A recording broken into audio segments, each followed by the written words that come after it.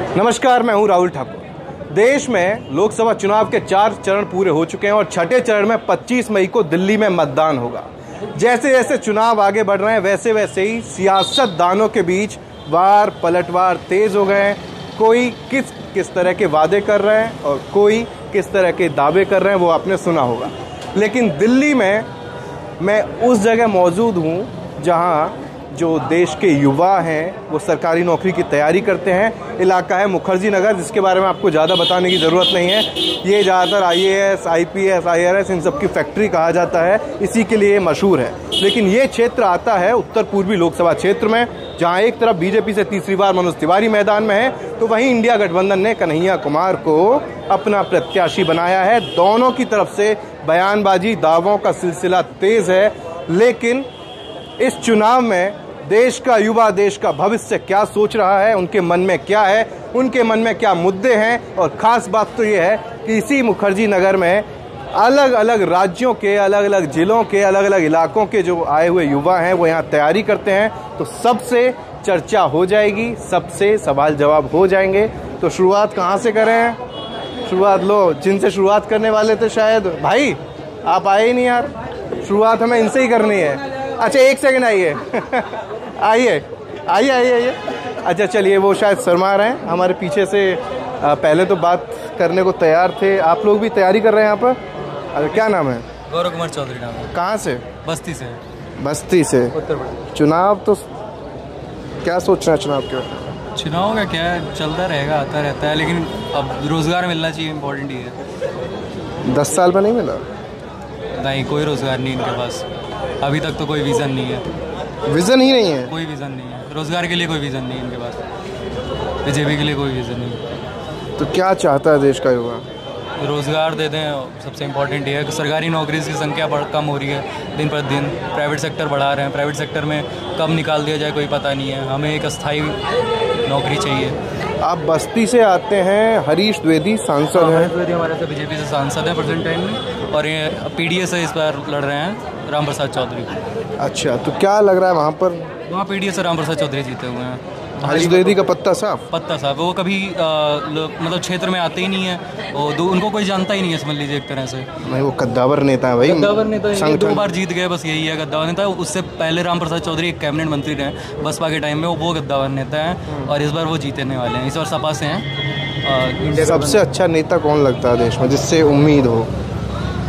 देखिए, नेता इम्पोर्टेंट नहीं है, काम इम्पोर्टेंट है। काम किसका अच्छा है? अभी तो बीजेपी को हमने देख लिया 10 साल में, कुछ नहीं हुआ हमारा। अब इंडिया गठबंधन को वोट देंगे, देखते हैं क्या होता है। वोट है? हाँ, वोट है। इंडिया गठबंधन को वोट जाएगा इस बार। ऐसा तो नहीं है परिवार वाले कहीं भाजपा से समर्थित हों, भाजपा की विचारधारा? तरफ तो पूरी लहर है, इंडिया गठबंधन की पूरी लहर है। गठबंधन की? हाँ, पूरी लहर है हमारी तरफ से। एकदम सब त्राई चल रही है। हम किसान फैमिली से आते हैं, किसान भी एकदम त्राई कर रहे हैं, और रोजगार के लिए भी हम काफ़ी परेशान हुए हैं। अखिलेश राहुल को मजबूत करेंगे यूपी? एकदम अखिलेश जी का अच्छा खासा चल रहा है। हम लोग विधानसभा में भी अपनी सीट जिताए। विधानसभा में भी हमने बस्ती सीट दी अखिलेश यादव को, और इस बार लोकसभा भी भारी मतों से जिताएंगे राम प्रसाद चौधरी को। चलिए, ये पहले युवा ने अपनी बात रख दी कि रोजगार ज़रूरी है, इस सरकार में तो मिला नहीं है। अब इनको इंडिया गठबंधन से उम्मीद है। भैया सिगरेट पी रहे हैं, भैया के पास बाद में आएंगे, पहले यहाँ आ जाते हैं। यहाँ तो पूरा मंडली बैठी हुई है। हम कहाँ से शुरू करें? यहीं से शुरू कर लेते हैं। यहाँ 1 2 3 4 5 लोग हैं। सबसे पहले भैया से सवाल करते हैं। भैया बिल्कुल कैमरे की तरफ नजरें गड़ाए हुए हैं। क्या नाम है? मेरा नाम अजीत है। अमन? अजीत। अजीत, इनका भी नाम अजीत अंजुम है। तो क्या लग रहा है इस बार चुनाव में माहौल किस तरफ है? देखिए, या इंडिया?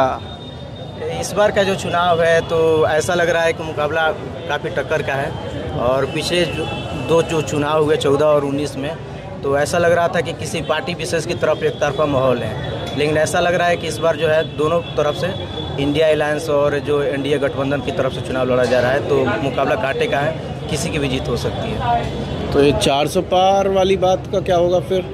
देखिए, मुझे लगता है कि वो किसी पार्टी विशेष की स्ट्रेटजी हो सकती है कि 400 पार का नारा दिया जाए, लेकिन मुझे वैसा दिख नहीं रहा है। लेकिन मुकाबला कांटे की टक्कर का दिख रहा है यहाँ पर। देश का सबसे अच्छा नेता कौन है? देखिए, ये कह पाना मुश्किल है, और क्योंकि आज़ादी सबको तो आपने देख ही लिया है। आप कहाँ के रहने वाले हैं? जी मैं बिहार का रहने वाला हूँ। बिहार में तेजस्वी हैं, नीतीश हैं, मुकेश साहनी हैं, लालू यादव हैं, और इधर मोदी, राहुल गांधी, दिल्ली में आप बैठे हैं केजरीवाल, बढ़िया नेता। देखिए अभी वर्तमान के पॉइंट ऑफ व्यू से देखिएगा तो मुझे ऐसा कोई लीडर उस तरह का विजनरी नहीं दिखा है जो पहले के जितना बेहतर लीडर हुए हैं, चाहे अटल बिहारी वाजपेयी हो, नरसिम्हा राव हो या फिर जवाहरलाल नेहरू हो, तो ये लोग ज़्यादा मुझे बेहतर लगे पहले के लीडर। मोदी जी ने 10 साल में ऐसा कुछ किया है जो युवा सोचे कि हाँ भाई तीसरी बार मौका दें? नहीं, मोदी जी ने अच्छा काम किया है, ऐसा नहीं है कि कुछ काम उनके अच्छे भी हैं, लेकिन मेरे ख्याल से जो युवाओं के जो मेन मुद्दे हैं उस पर ज़्यादा काम नहीं किया गया। कुछ काम अच्छे हैं और कुछ काम बुरे भी हैं। जय बुरे बताइए। देखिए जो युवाओं की जो मोदी जी बात करते थे 14 में कि वो हमारा देश युवाओं का देश है, लेकिन युवाओं के लिए प्रॉपर जो प्लानिंग नहीं की गई। अगर प्रॉपर प्लानिंग की जाती तो जिस तरह से अन्य देश आगे बढ़ रहे हैं, खासकर चाइना का एग्जांपल लिया जाए कि उस वहाँ पर युवाओं पर वहाँ की सरकार ने ध्यान दिया, तो अगर हमारी सरकार भी यहाँ पर ध्यान देती तो ज़्यादा डेवलपमेंट में यहाँ के युवा जो है योगदान दे पाते। आज बेरोजगारी जो है काफ़ी चरम सीमा पे है, तो मुझे लगता है कि इस गवर्नमेंट को जो है युवाओं को ध्यान में रखते हुए नीति का निर्माण करना चाहिए, जिससे कि ज़्यादा से ज़्यादा जो है रोजगार जो है जनरेट हो सके। आपके पास वापस आऊँगा, पहले एक एक सवाल इन लोगों से जल्दी ले लेता हूँ। भैया नाम? वीरेंद्र चौहान। वीरेंद्र चौहान साहब, आप कहाँ के रहने वाले हैं? ऐसे ही रखिएगा कैमरा, हम ऐसे ही पूछेंगे आपसे। उत्तराखंड के? हाँ जी। उत्तराखंड में धामी जी? हाँ जी। और केंद्र में मोदी जी? हाँ जी। काम कौन बढ़िया कर रहा है? ऐसा कहना मुश्किल है कि काम कौन बेहतर कर रहा है, क्योंकि जो उत्तराखंड का जो नेतृत्व, अच्छा नेता कौन लगता है? फिलहाल दोनों में से तो कोई नहीं, ना धामी ना मोदी? नहीं। और इधर अगर विपक्षी की खेमे की तरफ जाएं, राहुल गांधी, केजरीवाल, ये सब? इनमें भी मैं चूज़ नहीं करना चाहूँगा। ऐसे मतलब अगर जाना चाहूँगा तो जैसे शशि थरूर वगैरह हो गए, वो मेरे को ज़्यादा बेटर लगते हैं। अरे आप तो सीधा केरल ही पहुँच गए। नहीं, इंडिया अलायंस के ही नेता हैं वो भी, वो ऐसे नहीं कि इंडिया अलायंस। शशि थरूर में क्या अच्छा लगता है? हाँ, उनकी जो पर्सनैलिटी है या जो उनको नॉलेज है हर चीज़ की, किसी भी क्षेत्र के मामले में पूछ लीजिए, काफ़ी डीप नॉलेज है। तो ऐसे अगर ऐसे विजनरी लीडर हमारे पीएम बनते हैं या कहीं अच्छे पोस्ट पे आते हैं तो वो अच्छा ही काम करेंगे। मोदी जी तो कहते हैं मैं देश के लिए विज़न है, रीज़न है, सब कुछ है। देखिए स्टार्टिंग में तो हमें भी थोड़े विजनरी लीडर लगे थे, वो 14-15 तक हमें भी लगा था, जो उन्होंने जैसे मतलब 1 साल तक ही लगा था, 14 से 15 बस। हाँ, उसके बाद थोड़ा लग गया था कि नहीं, मतलब जो लगा था थोड़ा कि गुजरात मॉडल है, कि हाँ कि गुजरात मॉडल है, कि जो उन्होंने पेश किया था गुजरात मॉडल, तो मतलब उस गुजरात मॉडल की बात ही होती है। अगर उस मॉडल को अगर इम्प्लीमेंट करते देश लेवल पे भी तो अच्छा होता, क्योंकि जैसे बात होती है कि हर चीज़ की जो एक्सपोर्ट में देख लीजिए या कुछ भी देख लीजिए, बिजनेस के मामले में हर क्षेत्र में जो है गुजरात आगे रहता है। तो ऐसे अगर इंडिया के हर स्टेट में कहा जाए, जो सपने दिखाए थे शायद युवा को, देश की जनता को, पूरे नहीं हुए। देखो जो बीजेपी का अभी एजेंडा है वो ऐसा है कि जैसे बोलते ना कि मतलब प्रॉपर प्लानिंग के तहत होता है कि लोगों को बार बार जो जैसे किसी को आप एक ही बार कुछ सुनाओगे कि ये चीज़ हम करेंगे, ये चीज़ हम करेंगे, तो उनका हर बार के लिए अलग अलग प्लानिंग होती है। जैसे स्टार्टिंग में देखो होगा सबकी सरकार वाला, और सबका साथ, सबका विकास, सबका विश्वास। फिर उसके बाद दोबारा आए तो अब आगे 400 पार वाले में वो विकसित भारत का सपना दिखा के। तो ऐसा तो नहीं है, मतलब देखिए जो पहले चरण का जो मतदान हुआ था उसमें लग रहा था कि एक पक्षीय हो रहा है, लेकिन अब लग रही कि बराबर की टक्कर आए। बस ये कहना चाहूँगा कि गवर्नमेंट जिसकी भी आए फुल मेजॉरिटी में ना आए, ताकि जो विपक्ष को भी मौका रहे। वो तो भाई 400 पार मांग रहे हैं, बोल रहे हैं नहीं तो ये इंडिया अलायंस वाले हैं, राम मंदिर पर बाबरी वाला ताला लगवा देंगे, जो 370 हटाई है उसे वापस लागू कर देंगे और सब कुछ मुस्लिमों को दे देंगे उठा के। 2 घर होंगे, 1 घर, 2 गाड़ी होंगे, 1 गाड़ी, 2 भैंस होंगी, 1 भैंस। देखो इस चीज़ को लेके तो मैं पीएम मोदी की मतलब ये आलोचना करना चाहूँगा कि मतलब एक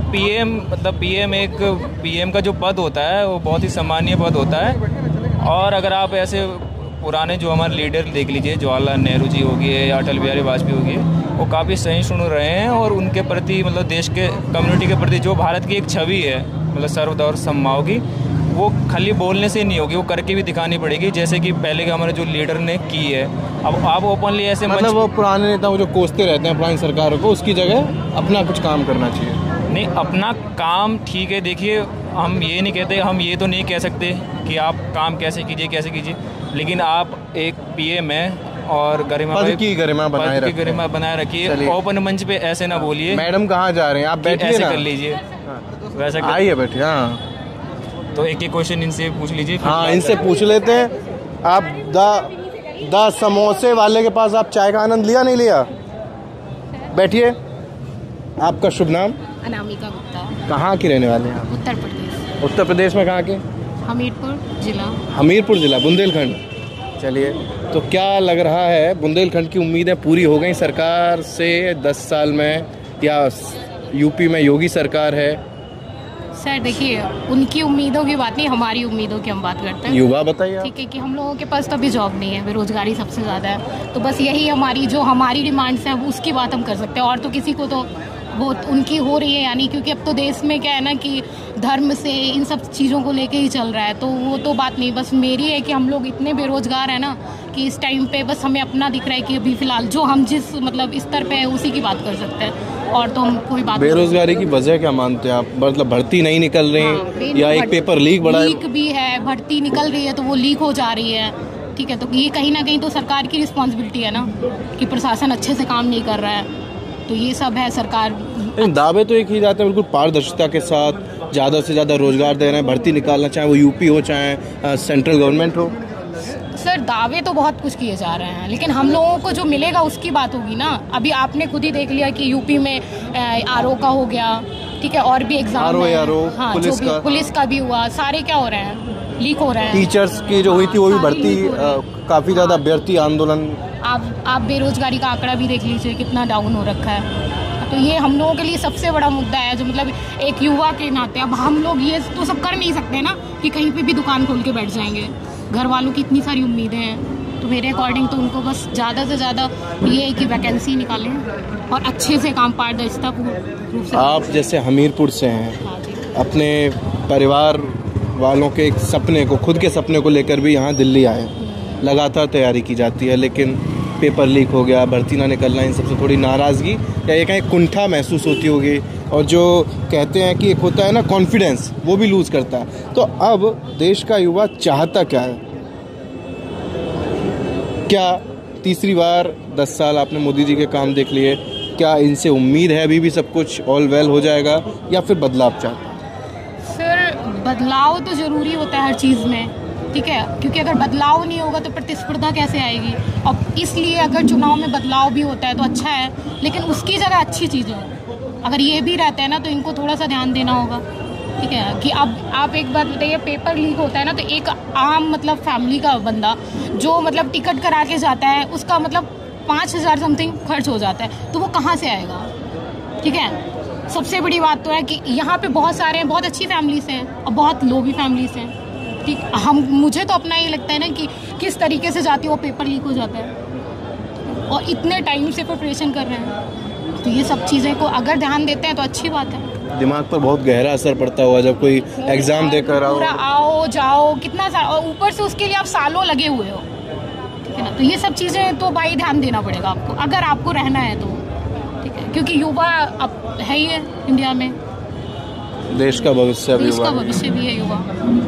अच्छा, आप जैसे अगर सरकारी नौकरी की तैयारी करती हैं, आप पिछली सरकार की पॉलिसीज़ भी पढ़ती होंगी, हाँ, और अभी जो करंट गवर्नमेंट है उसकी पॉलिसीज़ भी पढ़ती होंगी, तो आपको दूरदर्शिता और एक उम्मीद या ये कहें एक विजनरी लीडर, वो पुराने अच्छे लगते थे या मौजूदा? सर पुराने तो बहुत ही अच्छे थे। मोदी जी कहते हैं वो गंदे थे, हम अच्छे हैं। नहीं, अटल बिहारी वाजपेयी जी को देख लीजिए, उनकी नीतियाँ देख लीजिए, वो मतलब बीजेपी के थे, लेकिन उन्होंने ना किस तरीके से मतलब देश को मतलब पूरा एकजुट करके रखा। वो मतलब विपक्षी पार्टी से भी इस तरीके से बयानबाजी नहीं कि धर्म के नाम पे ये नाम पे वो नाम पे ये चीज़ें चल रही हो। मतलब मेरे अकॉर्डिंग वो बहुत अच्छे थे, ये भी अच्छा काम कर रहे हैं, लेकिन कुछ चीज़ों को मतलब ध्यान दें, जैसे सबसे ज़्यादा तो युवा, ठीक है, बेरोजगारी, ठीक है, जब खाने के लिए नहीं होगा तो क्या करेंगे। लेकिन आजकल जो चुनाव होते हैं, आप भाषण देखते होंगे, ज़्यादातर जिक्र होता है हिंदू मुस्लिम, पाकिस्तान, मुग़ल, मीट, चिकन, मछली और मंगलसूत्र तक बात आ गई। देखिए तो मुद्दे क्या होने चाहिए? सर देखिए क्या होता है ना कि अगर हम अपनी एंशिएंट भी पढ़ते हैं ना, तो बहुत लोगों ने क्या किए थे ना कि भारत में आए ना बहुत सारे लोग, तो वो भारत में मिल गए थे ना, तो वो क्यों देश उस टाइम पे बहुत मतलब ग्रो किया था, ठीक है, किया था क्योंकि वो ना ये सब चीज़ें नहीं थी, था सारा सहिष्णुता जिसको बोलते हैं ना, सहिष्णुता, हाँ वो थे, ठीक है, कि सारे धर्म को लेके चल रहे थे। आज तो देश बहुत बट रहा है, ठीक है, कोई हिंदू कोई मुस्लिम, कुछ ठीक है लेकिन वो अच्छा नहीं है, देश के लिए तो अच्छा नहीं है फिलहाल। आप 2 मिनट रुकिए, एक सवाल इन भैया से भी ले लें। सवाल हमारे नॉर्मल रहेंगे। युवा, मैं समझ रहा हूँ आपकी कुछ मजबूरियाँ हैं, लेकिन आप नहीं बोलेंगे। मैं किसी नेता का सवाल नहीं पूछूंगा, मैं आपसे ये नहीं पूछूंगा कौन सी सरकार अच्छी है कौन सी नहीं, लेकिन देश का युवा क्या चाहता है, क्या होना चाहिए, उसके लिए सरकार कोई भी हो क्या काम करे जो देश भी आगे बढ़े, युवा भी आगे बढ़े और युवाओं का जो परिवार है वो भी आगे बढ़े।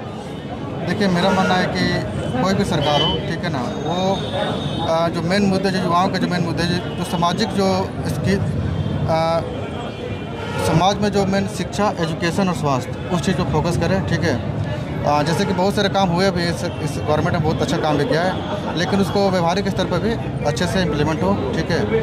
और मैं खास करके जो भी मतदाता है उनको संदेश देना चाहूँगा कि वो वोट जरूर करें, मैक्सिमम से मैक्सिमम वोटिंग करें, और वोटिंग करें तो अपने स्थानीय मुद्दों को ध्यान में रखते हुए करें कि उनके जो जनप्रतिनिधि है उन्होंने अपने क्षेत्र में कितना विकास किया है, उस चीज़ को लेकर ध्यान में रख के वोट करें। अगर ये सारे मतदाता ये सोच कर वोट करेंगे तो निश्चित रूप से हमारा डेमोक्रेसी काफ़ी आगे बढ़ेगा। आजकल सियासतदान है जाति फॉर्मूला, जाति आंकड़े, जातीय गोलबंदी, तोड़ मोड़, और मतलब फोकस अगर रहता है कि भाई चुनाव हम जीत जाएंगे, जाति फैक्टर रहता है, तो ये होना चाहिए। या आप काम वाला, एक होता है कि रिपोर्ट कार्ड, हमने ये काम किया भाई हम इस चीज़ पर वोट मांग रहे हैं, एक होता है कि भाई ये यादव हैं तो हमने यादव बाहुल्य सीट है, यादव ज़्यादा हैं तो यादव भी उतार देते हैं। तो मतलब क्या, किस दिशा में चुनाव होना चाहिए, क्या मुद्दे होने चाहिए, नेता को कैसा होना चाहिए? नए विकास के मुद्दे पर चुनाव होना चाहिए, और ये खास करके ये डिपेंड करता है, हमारे जो मतदाता उन पर डिपेंड करता है। वो अगर फोकस करेंगे कि हाँ हमारे क्षेत्र में कितना विकास हुआ है, तुलना करेंगे वो तो कि 5 साल पहले मैंने जितवाया था और अभी कितना डेवलपमेंट हुआ, उस हिसाब से वोट करेंगे तो अपने आप जो भी जनप्रतिनिधि है अपने आप से वो डेवलपमेंट काम कराना शुरू कर देंगे। कहीं ना कहीं जो देखिए जो भी आप बताएं चीज़ें, कहीं ना कहीं अगर लोग अवेयर हो जाएंगे तो अपने आप ख़त्म हो जाएगी। तो मेरा यही मानना है कि जब वोटिंग करें और विकास के मुद्दों को लेकर वोटिंग करें। तो हमारा अगला सवाल आपसे रहेगा, 10 साल पहले युवा कहाँ था, यानी कि 2014 से पहले, और 2024 में युवा कहाँ है? देखिए 2014 की जहाँ तक बात है तो जो गवर्नमेंट जॉब थी उसमें प्रॉपर जो सारे सेक्टर हैं उसमें वैकेंसी आती थी। इस मामले में जो पिछली जो यूपीए की जो गवर्नमेंट थी उसकी तारीफ इस मामले में यही होती है कि जो गवर्नमेंट वैकेंसी थी वो टाइमली आती थी, एग्ज़ाम होते थे। लेकिन वर्तमान सरकार जो है ये गवर्नमेंट जॉब पे ध्यान ना देकर जो प्राइवेटाइजेशन है उसकी तरफ ज़्यादा बढ़ रही है। तो इससे जो हमारे जो युवा है, खासकर जो मध्य वर्गीय फैमिली से जो आते हैं, गरीब फैमिली से जो आते हैं, जिनको एक जॉब सिक्योरिटी चाहिए, उनकी नाराज़गी मुझे लग रहा है कि युवाओं में ज़्यादा देखी जा रही है। विजनरी लीडर नरसिम्हा राव को मैं मानता हूँ, जिन्होंने इकोनॉमिक पॉलिसी लाकर देश को बेहतर दिशा दी। आज के वक्त में, मौजूदा वक्त में विजनरी लीडर तो मुझे ध्यान नहीं आ रहा है। मतलब मान के चलिए कि मैक्सिमम जो लीडर हैं जो मुद्दों से भटकाने वाले ही दिखते हैं मुझे, सब मैक्सिमम। अब अचानक किसी का नाम लेना मैं नहीं। विपक्षी नेता हैं, राहुल गांधी कहते हैं, प्रियंका गांधी कहते हैं कि ये लोग मुद्दे से भटकाते हैं, ये लोग कहते हैं कि वो भाई अपने खास प्रिय वोट बैंक है, सब कुछ उसको दे देंगे, उस टाइप की चल रहा है। देखिए जहाँ तक ये जो अभी सत्ता पक्ष है तो सत्ता पक्ष में मैक्सिमम जो ऐसी चीज़ें देखी गई है, एक मुद्दों से भटकाव दिखा गया है कि जो काम की चीज़ें उस पर ना वोट मांग के तरह तरह की चीज़ों को भटकाव दिखाया गया है। लेकिन जहाँ तक विपक्ष की बात है तो विपक्ष में राहुल गांधी, प्रियंका जी जो हैं, इन लोग का भी अभी सत्ता का अनुभव है नहीं, तो जब तक ये लोग सत्ता में आएंगे नहीं तब तक कहना मुश्किल है कि इन लोगों के पास कितना विजन है, क्या है।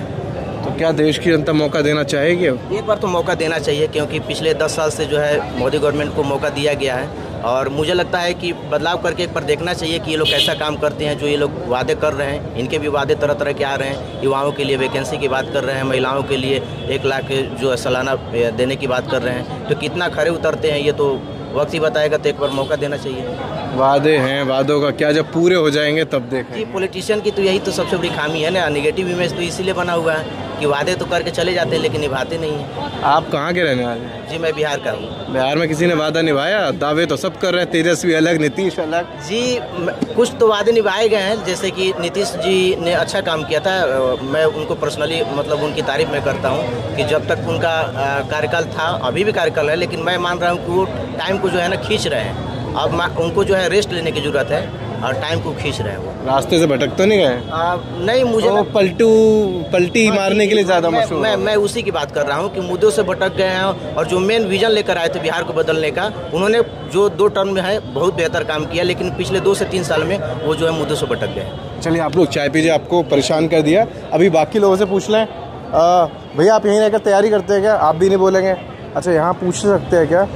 सॉरी गाइज, आप लोगों को डिस्टर्ब कर रहे हैं क्या? कुछ ऐसे ही छोटे मोटे सवाल कर सकते हैं क्या देश के युवाओं से जुड़े हुए? सबसे पहले आपसे पूछना है। आप नहीं, आप बोल देंगे? अच्छा नेता कौन लगता है सबसे बढ़िया? मैं पॉलिटिक्स की बात नहीं करती, सॉरी। मुझे नेता होता, नोटा को वोट दूंगी मैं, मेरे को वोट देना होगा तो। क्यों? क्योंकि मैं अगर नेगेटिव और पॉजिटिव देखूंगी तो 80% नेगेटिव ही दिखता है, 10% पॉजिटिव। 10% में क्या हो जाता है? अच्छा, 10 साल से आप देख तो रही होंगी, 10 साल की जो मौजूदा सरकार है, क्या जो युवाओं को उम्मीद थी उस उम्मीद पर खरी उतर पाई? आप यहीं तैयारी करने वाले? नहीं, मेरे हिसाब से तो नहीं, तभी मैं कह रही हूँ मैं नोटा को वोट दूंगी। आपको कोई नेता अच्छा नहीं लगता इसलिए मैं नोटा दबाऊंगी? और देना चाहिए, नोटा को वोट देना चाहिए इंसान को, तभी तो पता चलेगा किसको पसंद कौन कर रहा है, नहीं कर रहा है। बताइए ना हमारे दर्शकों को क्यों देना चाहिए, क्या बदलाव, क्या क्रांति चाहते हैं? हम मजबूरी में वोट दे देते हैं कि चलो ये नहीं पसंद तो थोड़ा इससे बेटर ये नेता है तो इसको दे देते हैं, लेकिन हमें नोटा दबाना चाहिए, तभी पता चलेगा कितना जनता पसंद कर रहे है, किसको नहीं। कभी वोट दिए हैं? जी, अभी दे के आई हूँ। कहाँ से? बिहार से। आप बिहार में तेजस्वी हैं, नीतीश है, किसी से उम्मीद नहीं है? मैं तो खुल के बोल रही हूँ। सेंट्रल में मोदी जी के 10 साल कैसे रहे? और मैं मोदी जी के बारे में नहीं बोलूंगी, सभी डरे हुए हैं। नहीं, हम अक्सर फील्ड में जाते हैं तो लोग कहते हैं भाई हम कैमरे पर कुछ नहीं बोलेंगे। तो आप तो युवा हैं, देश का भविष्य, यहाँ तैयारी कर रहे हैं क्या आप? जी, यूपीएससी कर रही हूँ। अभी कुछ लोगों से बात की, उन्होंने खुलकर अपनी बात रखी कि रोजगार नहीं है, कुछ नहीं, तो इनसे पूछ लेते हैं। आप कुछ नहीं बोलेंगे? क्यों? ऐसे ही। अच्छा, बढ़िया लीडर कौन लगता है? देखिए, मैं कुछ भी नहीं कहना चाहता हूँ। अच्छा, 10 साल से पहले अच्छे काम हुए? 10 साल कुछ भी नहीं कहना चाहता हूँ। कहाँ के रहने वाले हैं तो बता दीजिए। हम तो बनारस के हैं, मोदी के सांसद। अरे बनारस के हैं, फिर तो आप बता ही नहीं रहे। फिर तो आपसे पूछना चाहिए या नहीं? क्या पूछेंगे? एक लाइन, पूछना चाहिए या नहीं? पूछना चाहिए, पर मैं बनारस रहा ही नहीं हूँ अभी ना ज़्यादा, तो इसलिए मैं कुछ। कहाँ रहते हैं आप? अभी तो यहीं रह रहा हूँ, मुखर्जी नगर में। भाई बनारस का हमने सुना बहुत है, पूरा कायाकल्प हो गया है, विकास हो गया है। अब मोदी जी, देखिए उनका सांसदीय क्षेत्र है तो वो जाहिर सी बात है कुछ चीज़ें तो करेंगे ही, पर जितना ग्राउंड लेवल पे करना चाहिए वो वहाँ तक नहीं होता, कुछ ऊपर चीज़ें हो गई हैं। क्योटो बना नहीं? हाँ, क्योटो बना नहीं? ये तो नहीं कह सकते, पर ये है कि नहीं हुआ है, ग्राउंड लेवल तक सारी चीज़ें नहीं हो पाई हैं। ऊपर चीज़ें हैं, बहुत सारी चीज़ें, जैसे एक मेडिटेशन सेंटर, बढ़िया मंदिर खोल दिए, विश्व विख्यात हो गई, और बहुत सारी चीज़ें हैं। मतलब और क्या हो सकता था? इतना तो मुझे नहीं पता, क्योंकि मैं वहाँ रह ही नहीं रहा। जो वहाँ रह रहा होगा उसको अभाव पता चलेगा ना। मैं तो यहाँ रह रहा हूँ, यहाँ की कमियाँ मैं बता सकता हूँ ना। अब मैं वहाँ हूँ नहीं, वहाँ क्या होना चाहिए मैं यहाँ से थोड़ी बता सकता हूँ, ये गलत है। तो इसलिए मैं कुछ कहना नहीं। देश का युवा किन मुद्दों पर चाहता है कि चुनाव होने चाहिए? उनकी क्या शिकायतें हैं या उनकी क्या खुशी है, या सरकार को किस दिशा में कदम उठाने चाहिए युवाओं के लिए? देखिए, युवाओं के लिए सबसे बड़ी चीज़ धर्म के नाम पे जो वोट होता है, सबसे बड़ी चीज़ ये हट जाना चाहिए। ठीक है, हिंदू मुस्लिम रागी सब ने। हाँ, ये सब हिंदू मुस्लिम वाला चीज़ नहीं होना चाहिए।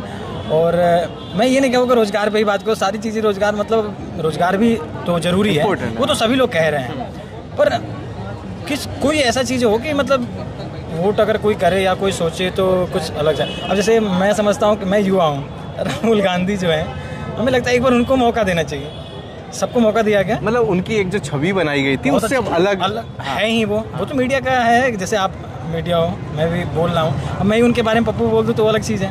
पर वो पप्पू है नहीं। आजकल बहुत अच्छा बोल रहे हैं, मतलब आप ये कहना चाह रहे हैं छवि बदली है? बहुत अच्छी छवि बदली। मैं तो पहले से भी देखा उनको चीज़ें उनकी, बहुत ज़्यादा मैं पॉलिटिक्स में इन्वॉल्व बहुत कम हूँ, पर मैंने जैसे आजकल मीडिया का ज़माना है कि इंस्टाग्राम, सोशल मीडिया तो नहीं सब चीज़ है उसमें। सबसे ज़्यादा तो इंस्टा आदमी यूज़ करता है ना, तो देख रहा है रील्स आ रही हैं, स्क्रॉल करते हुए चले जा रहा है, तो उनमें एक छवि दिखाई गई। भाई छवि तो मोदी जी की भी बहुत अच्छी दिखाई गई थी, पर अभी क्या निकले ठीक है।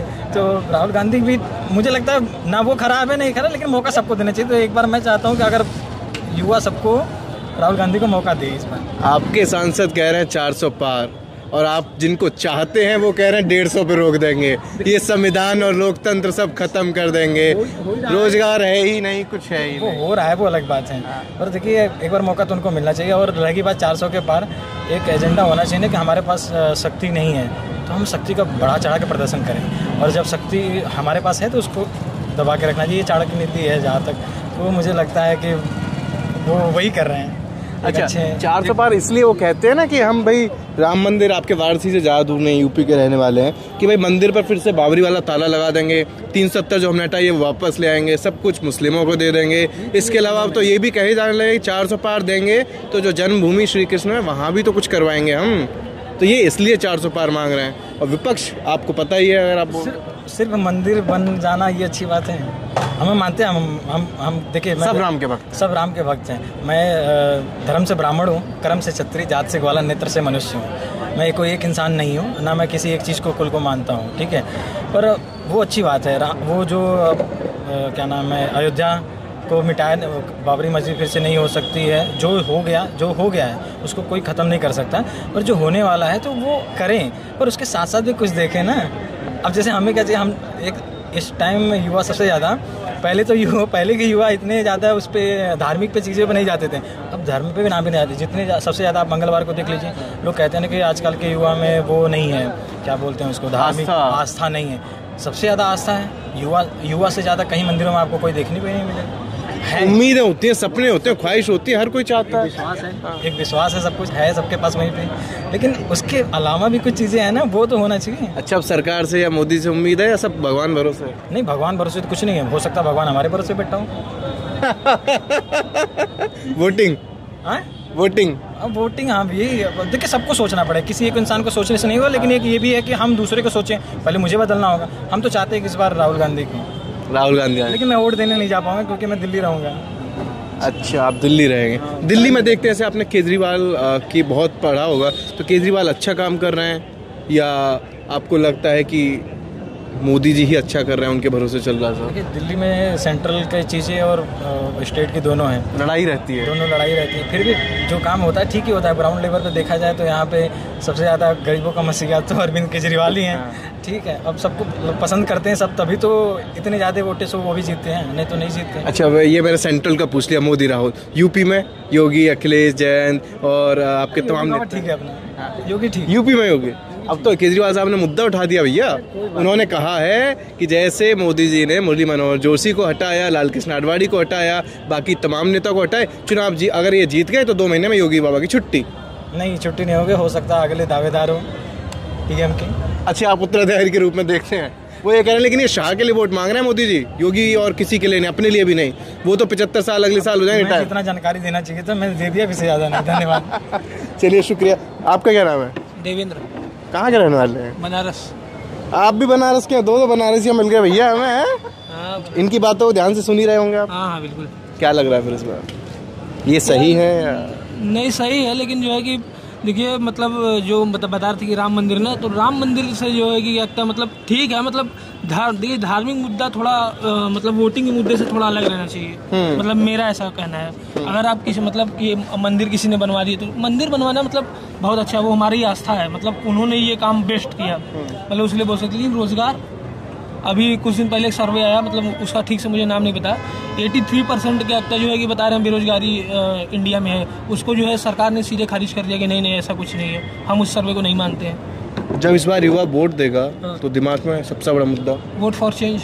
मुझे तो सीधा, मतलब मैं देखिए, मतलब मैं बनारस से हूँ, मैं देख रहा हूँ वो उनका संसदीय क्षेत्र है, विकास हुआ है, लेकिन अब वहाँ पे कुछ विकास इस तरह हुआ है कि उन्होंने बस एक कॉरिडोर बनवाया, हाईवे बनाया है, मतलब जैसे रिंग रोड है वो हाईवे बनाया है, एयरपोर्ट, मेरा घर एयरपोर्ट के नियर है, एयरपोर्ट का काफ़ी अच्छा विकास हुआ। लेकिन जो बनारस का मेन, जैसे वहाँ बिस्मिल्लाह साहब थे, मतलब शहनाई वादक, भारत रत्न है, उनके नाम से गली है, उस गली का मतलब इतना बुरा कंडीशन है, मतलब वो भारत रत्न, मतलब जिसके लिए, मतलब जिस काम के लिए उनको मिला है, उनका घर है उसी गली में, वहाँ पे जो है कि कूड़ा कचड़ा आदमी डेली गिर रहा है, उसके लिए कोई मतलब वो नहीं है। आप बनारस में रहते हैं, जाते हैं घूमने? बनारस में मेरा घर है, मैं वहीं रहा, पल्ला बड़ा हूँ। जैसे वो कह रहे थे मैं कम जाता हूँ, वो भैया नहीं, मैं तो हमेशा जाता हूँ। हम तो बनारस गए नहीं, बस हमने सुना था कि क्योटो बन जाएगा, क्योटो।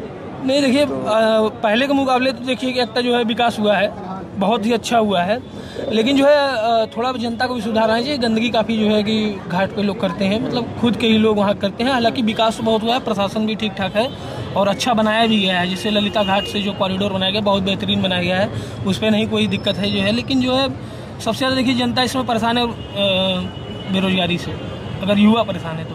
अगर इसे आप बताइए, मतलब आप बोल रहे हैं वोट फॉर चेंज, 10 साल हो गए मोदी जी को, 100 में से कितने नंबर देंगे? 100 में से अगर बस मोदी जी की बात कर रहे हैं या फिर पूरी उनकी सरकार की 10 साल की बात कर रहा हूँ, सिर्फ मोदी जी, मतलब अगर विकास के नाम पे या फिर ऑल ओवर तुम 50 और रोजगार के नाम पे तुमको 100 में से, इससे ज़्यादा एक भी नहीं।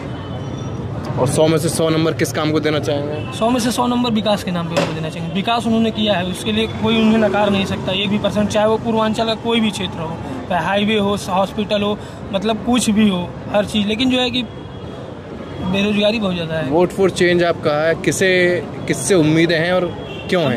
देखिए वादा तो सब करता है, मतलब जो है राहुल गांधी हो या क्या कहता है जो है नरेंद्र मोदी, लेकिन नरेंद्र मोदी ने अभी तक एक बार भी रोजगार का मुद्दा नहीं उठाया इस पूरे चुनाव में। राहुल गांधी ने बोला हम आते ही 30 लाख नौकरी देंगे, क्योंकि उनके अंदर है ऐसा क्षमता, वो बोले तो मतलब देंगे, क्योंकि उनको दिखाई दे रहा है उनके सामने। मतलब बीजेपी ने, खुद प्राइम मिनिस्टर ने हिंदू मुस्लिम और तमाम मुद्दों पर बात की, राहुल गांधी अड़े रहे, हम तो भैया रोजगार ये सब ना। अभी तो कल परसों उन्होंने स्टेटमेंट दिया कि मैं हिंदू मुस्लिम की बात नहीं करता हूँ, आज जाके उन्होंने क्या स्टेटमेंट दिया है सुनाया आप? बिल्कुल।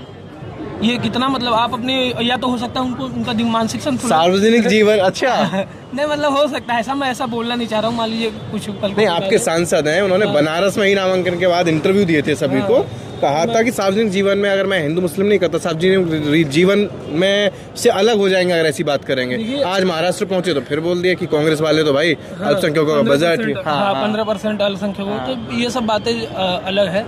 लेकिन जो है कि क्या कहता है, एक बार तो देखिए प्रकृति का नियम ही परिवर्तन है, एक बार तो जनता को ये भी सोचना चाहिए कि हाँ उनको भी मौका दे। क्यों मतलब किसी को भरोसा क्यों नहीं रहा? हो सकता है यार कभी वो आदमी अभी तक प्रधानमंत्री नहीं बना, एक बार बना के देख लेते हैं। जल्दी से एक सवाल का हमारा जवाब, आप युवा हैं, देश के युवाओं को क्या मैसेज देना चाहेंगे, किस मुद्दे की सोचकर वो वोट डालें? मेरा मानना है कि क्या कहता है जो है कि बेरोजगारी को देखकर जो है कि देखिए जो ये महंगाई की बात कर रहे हैं, महंगाई जो है कि बहुत मायने नहीं रखता है। 7.6% महंगाई, रोजगार होगा तो सब कंट्रोल, रोजगार हो जाएगा, सब कंट्रोल होगा। लेकिन जो है कि और पहली बात, दूसरी बात ये है, यहाँ के सांसद मनोज तिवारी जी हैं, सबसे अमीर सांसद है। हाँ, अमीर हो चाहे जो भी हो, उनको क्या कहता है ये ध्यान है जी, यहाँ प्रवासी लोग, मतलब जैसे हम लोग जो हैं यूपी के, पूर्वांचल के, बिहार के क्या है, ठीक है, उनसे हमारा लगाव है। लेकिन उन्होंने जो है कि क्या कहता है 1% यहाँ के छात्रों पे या भी यहाँ की व्यवस्था पे या रेंट हो या पानी हो, किसी भी सुविधा पे 1% ध्यान नहीं चाहिए। और दिल्ली के लोगों से ये गुजारिश है कि भूल के भी उनको वोट न दें, कन्हैया कुमार को ही जिता दें, वो ज़्यादा अच्छा रहेगा। चलिए, तो यहाँ देश का जो भविष्य है, देश के जो युवा हैं वो तैयारी करते हैं, उनसे हमने चुनाव में कौन से मुद्दे हावी होंगे युवाओं के मन में, उन्होंने हर बात पर अपनी राय दी और खुलकर अपनी बात रखी। कुछ लोग हमें बनारस के भी मिल गए थे, मोदी जी के संसदीय क्षेत्र के, उन्होंने भी अपने दिल की बात बता दी, और 100 में से कितने नंबर वो आपने सुन ही लिया होगा। फिलहाल इस वीडियो में इतना ही, आगे हम और भी दिल्ली के लोकसभा क्षेत्रों में जाते रहेंगे। कैमरा पर्सन विकास के साथ मैं राहुल ठाकुर, मुखर्जी नगर, दिल्ली। नमस्कार।